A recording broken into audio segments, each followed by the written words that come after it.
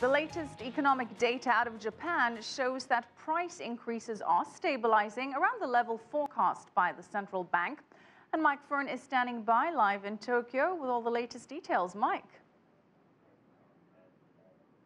Well, Michelle, inflation is showing signs of leveling off. Core CPI consumer prices up 1.3% in January, which matches December's pace. And that's pretty much in line with the Bank of Japan's forecast for inflation in coming months, around 1.25%, it says. But it does say that it can still hit that 2% inflation target within the year. Now, there has been some claims, of course, that inflation is just being fed by higher imported fuel costs. It's not being demand pulled. But if you strip out energy as well as fresh foods, CPI up 0.7%. So we do see that there is a bit of demand drag pulling up prices, Michelle. All right, so Mike, prices are rising, but wages do not seem to be. Some economists say that the labor shortages could then help push up salaries in the coming months. But what do the latest unemployment figures indicate?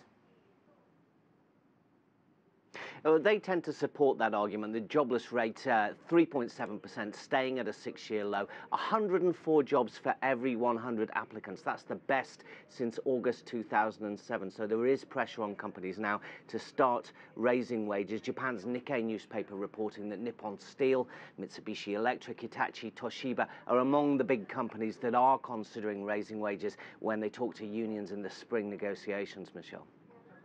Well, raising wages may be very important considering, as you know, Mike, that sales tax is kicking in. It's going to go up by 3% in about a month from now. How is that affecting spending? Well, we heard from the Bank of Japan this month that they are expecting a bit of front loading. In other words, consumers are going to buy expensive things like cars or washing machines ahead of the April tax hike, which is starting to happen, but not on a massive scale. We saw household spending picking up pace, 1.1% in January, up from 0.7% in December. Retail sales pretty strong, though, 4.4% compared to a year earlier after a 2.6% gain in December. So you can see consumers are starting to go to the shops now and buy those expensive items before they have to pay 3% more in terms of VAT. Right, so with consumers about to embark on a big shopping spree, have companies been preparing accordingly for the spending boom by wrapping up their production?